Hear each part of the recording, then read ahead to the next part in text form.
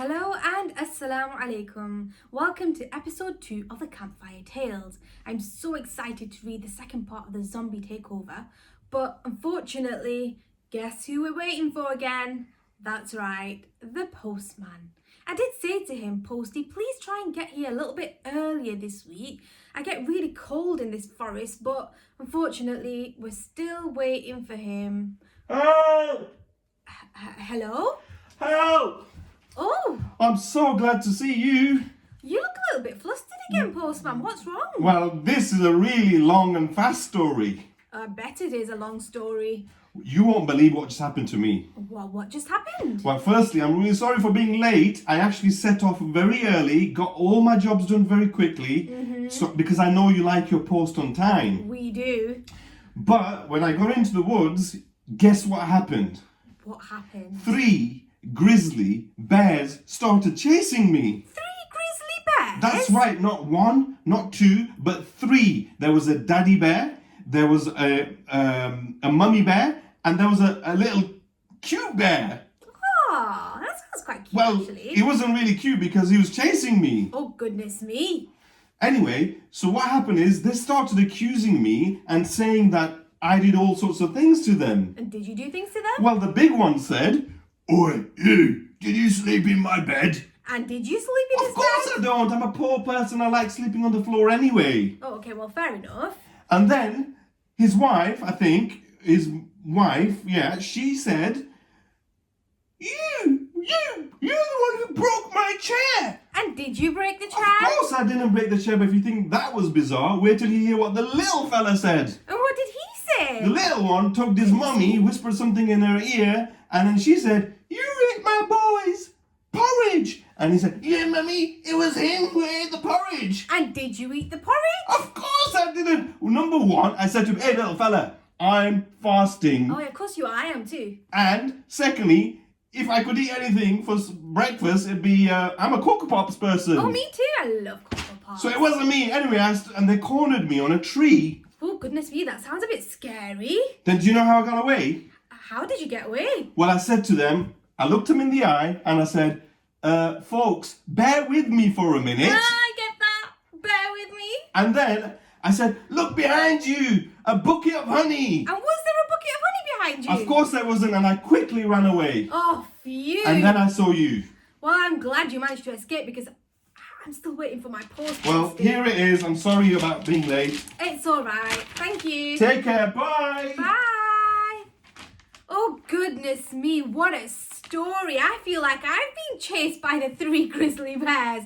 I think I need a few seconds just to catch my breath. Woo! Whew. All right, I'm better now. Anyway, shall we open up our mail from Anisah and see what's happening in the second part of the Zombie Takeover? Yeah, let's do it. Okie dokie. Ooh, it looks like another long story. Let's put this envelope over here. Shall we start? Come on then. Assalamu alaikum everyone. It's me, Anisah. Hello, Anisah. Where did we leave this story last week? Oh yeah. Who could it be, Maryam thought. Not the milkman, because he normally arrived much later. Not the postman, because he was normally never on time. That sounds like someone we know, doesn't it? While she sat there thinking, the knocking grew more urgent. This is the point where Maryam's parents would normally rush open the door and welcome whoever was there inside their house for a cup of tea. But from upstairs, there was only silence. Maryam, quick, open the door. It's us, Bilal and Fatima. Whew, breathing a sigh of relief, Maryam rushed to pull open the door. Guys, I'm so glad you're here. We really need your help, finished Bilal and Fatima. And that's when Maryam looked behind them and saw, what did she see? Bilal and Fatima's parents. The imam, the postman, the milkman, Mrs. Okafor, Katie's parents, Jamal's parents, Layla's grandma, and Tommy's granddad. All walking up and down the street in super slow motion, holding their phones up to their faces and mumbling. Must type message, must make call, must like post, must post video, must take photo. It's everyone, Maryam, Fatima said. I sent a message on Class Dojo and Bilal asked on Microsoft Teams, and everyone's parents have turned into zombies. Maryam suddenly felt very wobbly on her feet and flopped back against the wall.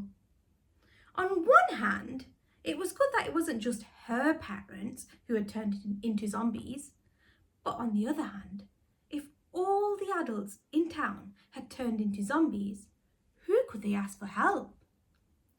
Well, we've told everyone to come to your house because you've got the biggest garden and you've got that trampoline, Bilal said as he opened Maryam's garden gate and walked inside.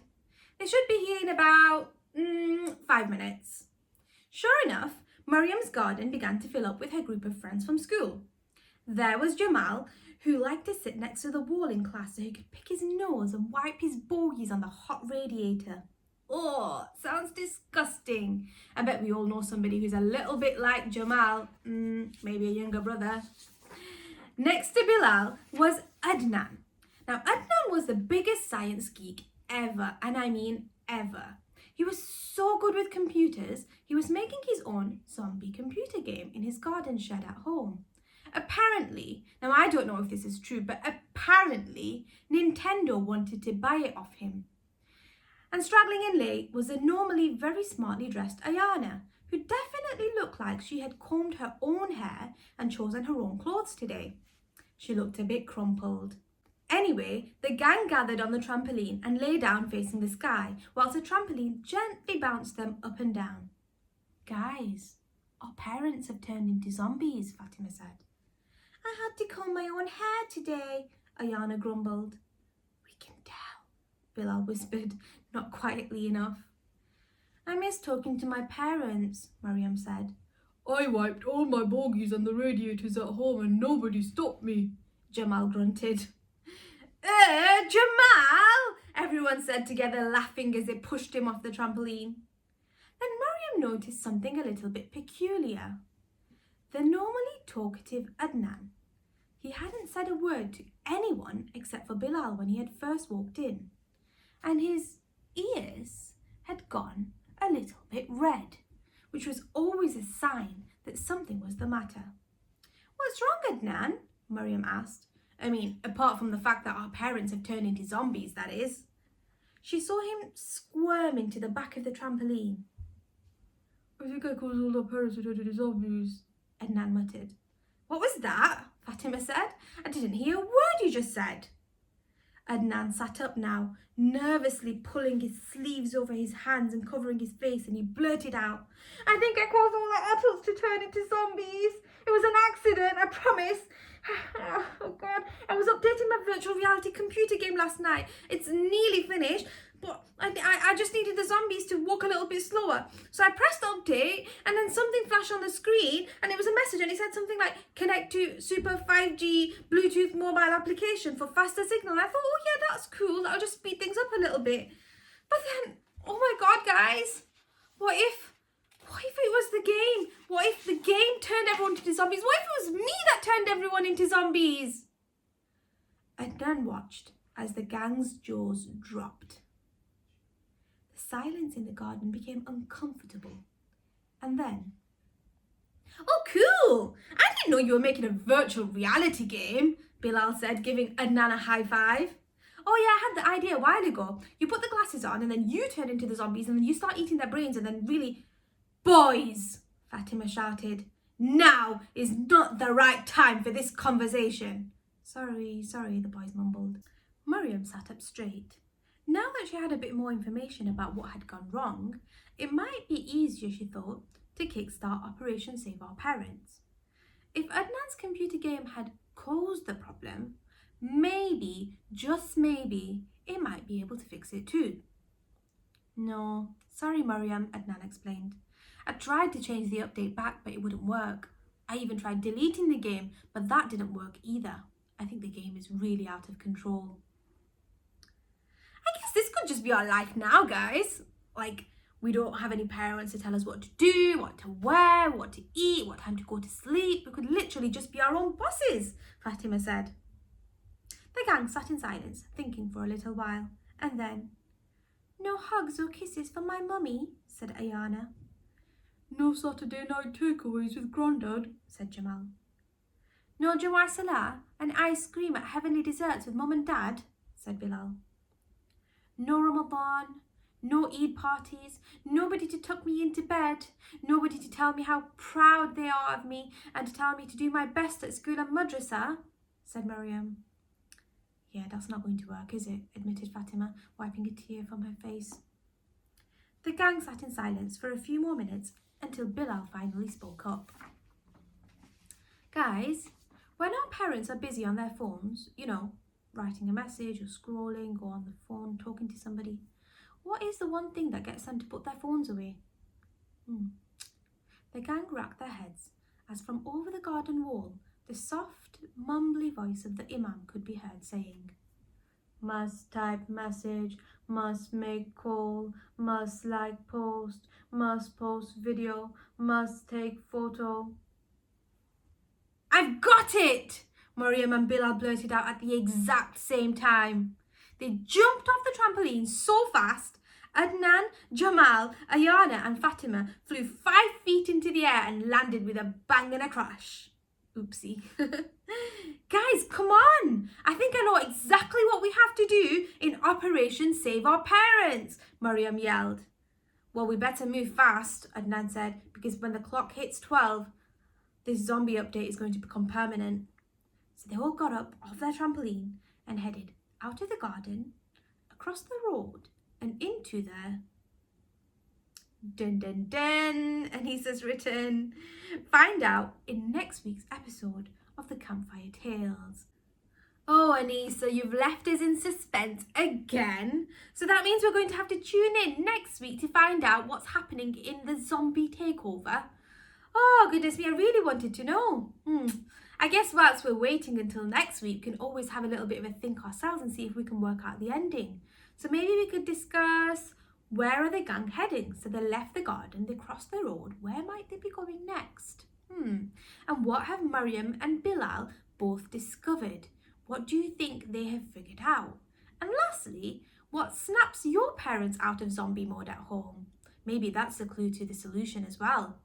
Anyway, we'll have to tune in next week for Anisah's 3rd letter. Hopefully that's her last letter and we get all of our answers. Okay, anyway, that's the end of the story for this week, but it's not the end of this video because we've got to announce something amazing. The competition's winners, that's right. So last week we gave you a competition where we asked you to design and decorate and make and sew and do whatever you want to do to a superhero cape that Maryam and her gang could wear to Operation Save Our Parents. And you submitted some amazing superhero capes, but we found 3 in particular that we really liked. So we've chosen 3 winners in the bronze, 1 for the silver and 1 for the gold category. Are you ready to find out if you were one of these 3 winners? Let's see. Okay, so in 3rd place, in bronze position, we have Hawa Mansour, who is only 4 years old. Now, Hawa decorated a beautiful pink cape, so she used some fabric that she had at home, and her and her mum sewed up a beautiful, really long, very crown princessy type cape, and they even made a matching mask to go with it too. And it was so beautiful, we thought this one definitely deserves to be in bronze position. So well done, Hawa, and well done to your mum. Let's have a look at their cape and their mask.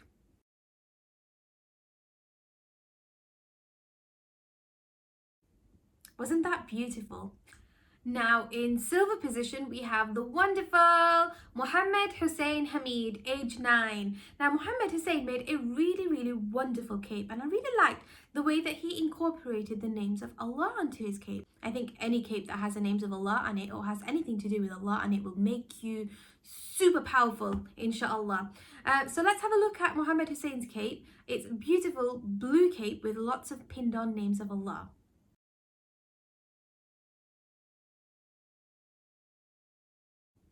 Isn't that amazing, mashallah? I really like this cape. So well done to you. Inshallah, you shall receive a small prize from us as well in the post. So take a look and keep an eye out for that in the post over the next few days, inshallah.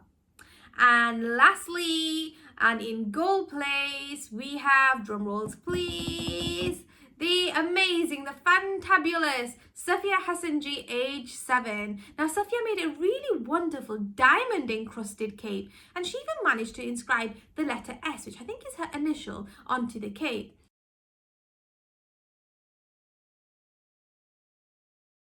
I thought this was a really, really beautiful cape, and you could really see the creativity and the hard work that had gone into this design. So really a big, massive well done to you, Safia, and you are our gold prize winning cape designer. So you shall receive a voucher for a local toy shop and also a Ramadan superhero toolkit from us in the post too. So keep an eye out for that in the post, and a big, massive well done to you, as well as to everyone who finished in the silver and bronze position and everyone else who sent in their designs of the capes. We really are very proud of you. So until next week, and until the last episode, hopefully, of the Zombie Takeover, take care and look after yourselves. And we shall see you next week to find out the answers to what has happened to the parents and how can they be rescued. Assalamu alaikum.